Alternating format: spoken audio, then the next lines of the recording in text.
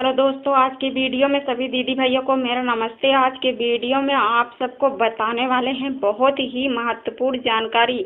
तो हाँ, स्वयं सहायता समूहों को जोड़कर जो ग्राम संगठन बनता है उनके बारे में आज हम बताने वाले हैं कि कैसे बनता है। सारी जानकारी इसी वीडियो के माध्यम से आज हम बताने वाले हैं। तो स्वयं सहायता समूह वीओ ग्राम संगठन क्या है, ये स्वयं सहायता समूह का ग्राम संगठन कैसे बनता है, यह राष्ट्रीय आजीविका मिशन जो भारत सरकार से जुड़े स्वयं सहायता समूह है, इसके अंतर्गत जो ग्राम संगठन है वो क्या है, स्वयं सहायता समूह में ग्राम संगठन की भूमिका क्या होती है और ग्राम संगठन में कैसे बनता है। स्वयं सहायता समूह को जोड़कर ग्राम संगठन से जुड़े पदाधिकारी को मानदेय या वेतन कितना मिलता है, ग्राम संगठन से जुड़कर कौन कौन सी नौकरियां मिलती है, ग्राम संगठन में पैसा कितना मिलता है, सारी जानकारियां आज इसी वीडियो के माध्यम से देने वाले हैं। तो हाँ, बने रहिए हमारे वीडियो में लास्ट तक। तो अगर हमारे चैनल पर पहली बार आए हो तो चैनल को सब्सक्राइब कर दीजिए, लाइक कर दीजिए और बेल आइकन भी दबा दीजिए ताकि आपको नई नई अपडेट, नई नई जानकारियाँ मिलती रहे। तो चलिए हम आपको आगे बता दे रहे हैं स्वयं सहायता समूह में ग्राम संगठन क्या है। तो ग्राम संगठन की भूमिका बहुत ही महत्वपूर्ण होती है। यह एनआरएलएम जो स्वयं सहायता समूह है, इसके अंतर्गत ग्राम संगठन का गठन किया जाता है। यह राष्ट्रीय आजीविका मिशन के द्वारा किया जाता है। तो ग्राम संगठन में स्वयं सहायता समूह के ऊपर की इकाई है। यह समूहों को एकत्रित करके यह ग्राम संगठन जो बनता है उन्हीं को ग्राम संगठन कहते हैं। स्वयं सहायता समूह में जितनी योजनाएं आती हैं, नौकरियां आती हैं अथवा मानदेय पारित होता है, नौकरियां पारित होता है, तो इनकी जानकारी सबसे पहले ग्राम संगठन के पास आती है। तो हाँ, स्वयं सहायता समूह में जो लोन होता है, सीसीएल होता है, ये पैसा भी सबसे पहले ग्राम संगठन को पता चलता है, उसके बाद ये समूह में मिलता है। तो जो कि पहले तो 50,000 का सीसीएल होता था, अब यह 5 लाख तक सीसीएल होता है।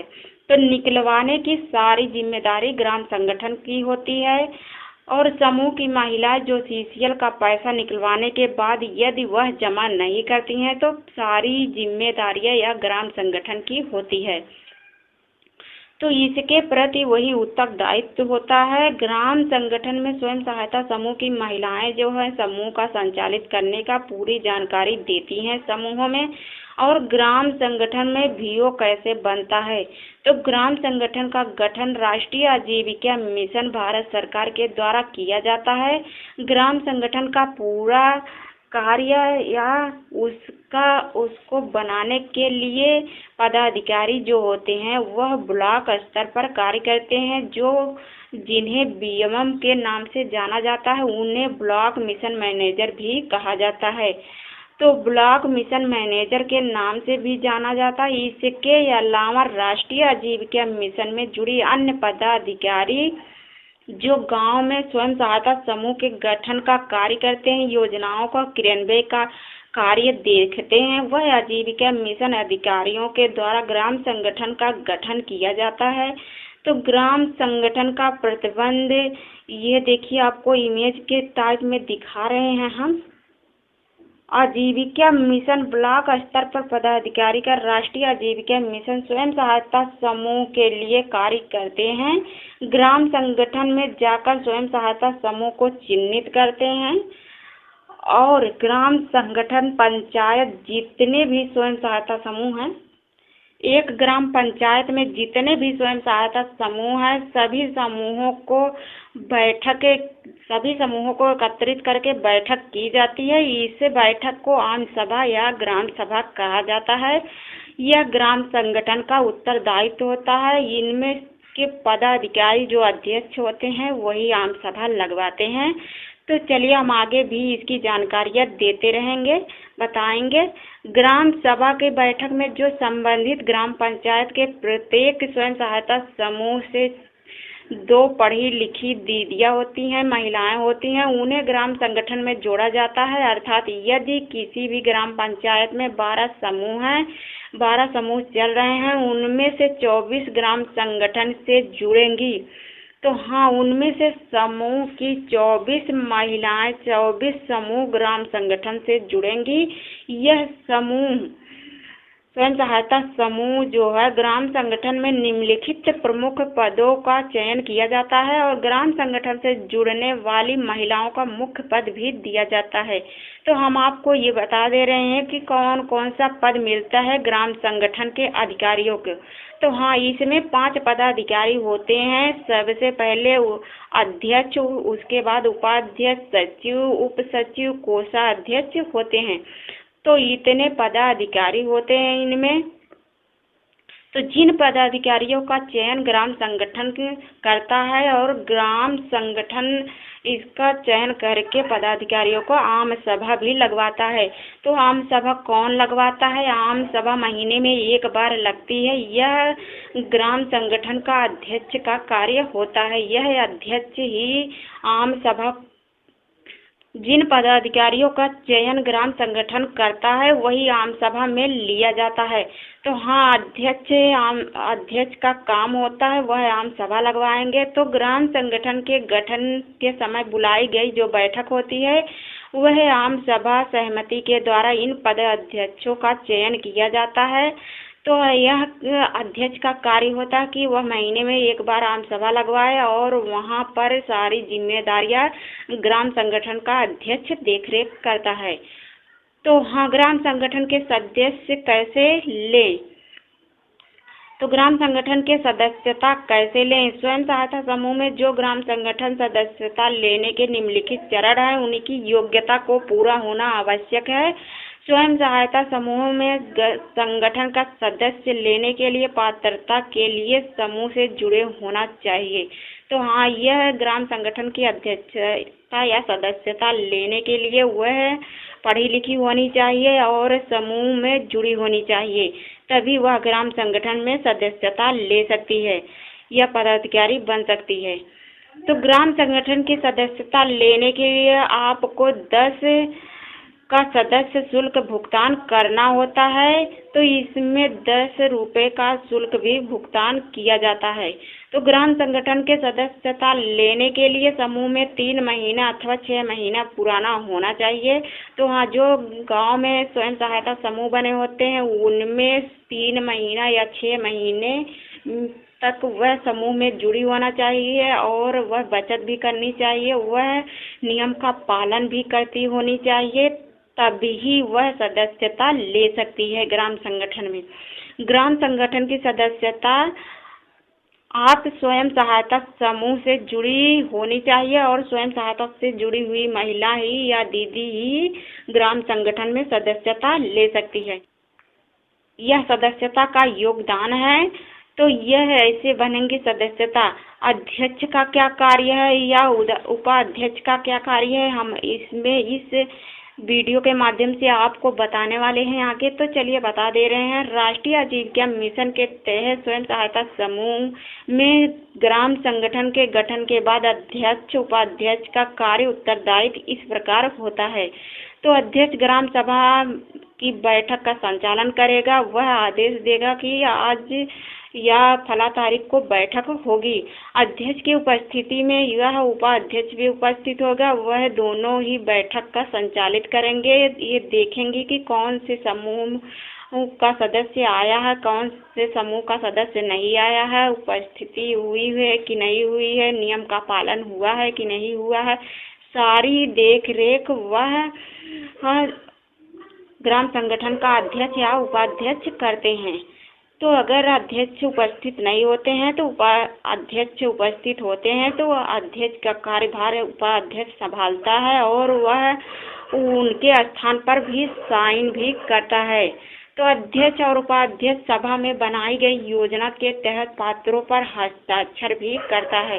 तो हाँ, ये देखिए, अध्यक्ष अगर उपस्थित नहीं है किसी कारणवश तो उपाध्यक्ष उपस्थित है तो वह साइन कर सकता है बैठक वाले रजिस्टर पर और देख रेख की सारी जिम्मेदारियां भी देखेगा अध्यक्ष। अध्यक्ष उपाध्यक्ष ग्राम संगठन के खाते का संचालन भी करेगा।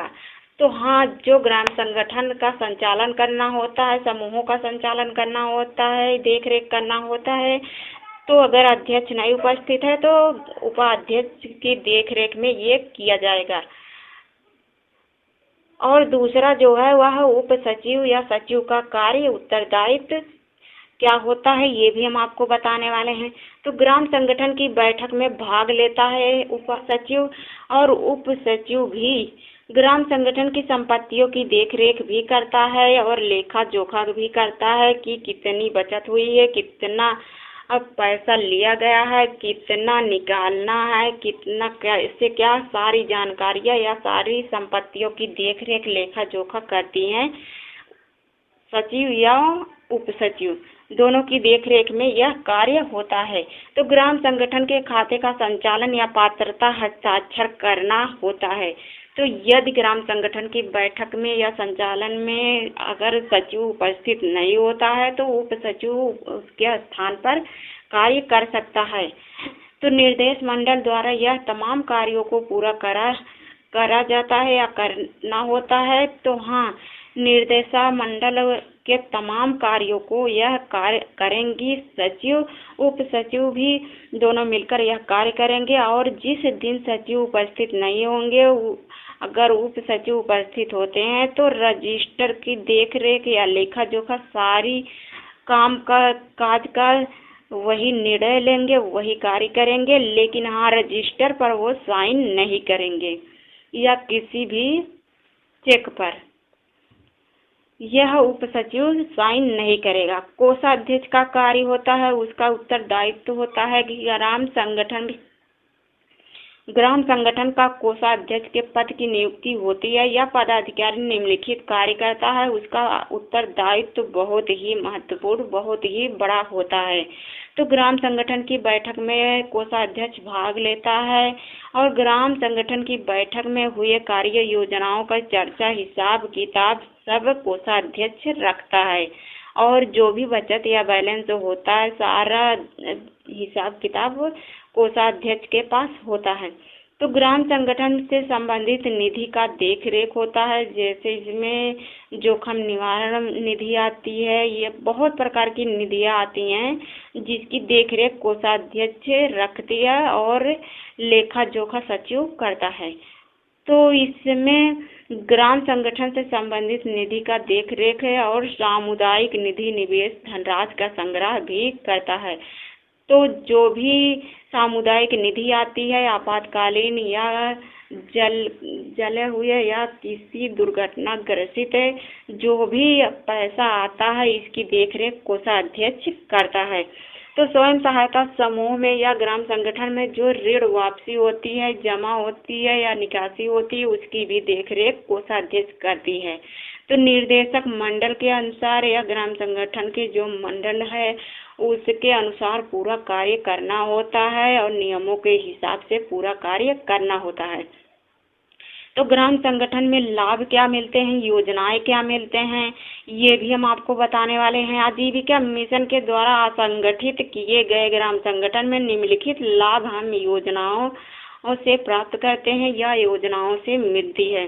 तो ग्राम संगठन का गठन के बाद ही राष्ट्रीय आजीविका मिशन से संबंधित अनेक योजनाएं की जानकारी मिलती है और ग्राम संगठन में दी जाती है, उसके बाद ही यह समूह में जानकारी मिलती है।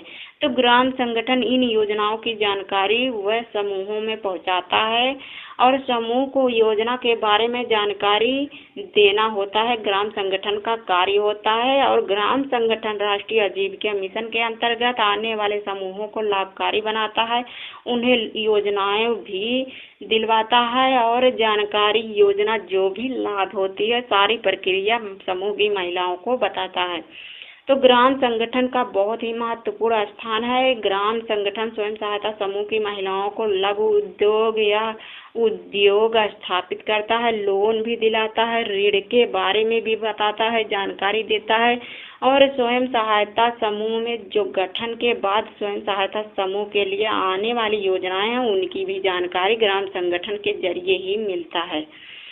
तो स्वयं सहायता समूह में सीधा राष्ट्रीय आजीविका मिशन से संपर्क नहीं होता है, तो वह ग्राम संगठन से सीधे राष्ट्रीय आजीविका मिशन की समस्त योजनाएं या जानकारियां संपर्क होता है। तो ग्राम संगठन के बैंक खाता भी होता है, स्वयं सहायता समूह का भी खाता होता है। इसमें लघु उद्योग के लिए 65,000 तक लोन भी देता है और यह प्राप्त करके यह जिस प्रकार यह लेन देन करता है और इसमें ब्याज नहीं होता है, तो इतना पैसा उनको अनुदान दिया जाता है। जिस किसी को आपातकालीन किसी भी प्रकार की समस्या आ जाती है तो यह पैसा लेकर लेन देन करती हैं और यह पैसा का ना तो कोई ब्याज लगता है, ना ही ये पैसा वापस किया जाता है। तो हाँ, आज की वीडियो में यही जानकारियाँ थी, ग्राम संगठन कैसे बनता है, इसमें क्या कार्य होते हैं, सारी जानकारियाँ और नौकरियाँ लाभ सारी जानकारियाँ हम पूरा बता दिए हैं। तो प्लीज़ हमारे चैनल को लाइक और सब्सक्राइब शेयर ज़रूर करें। धन्यवाद, मिलते हैं अगले वीडियो में।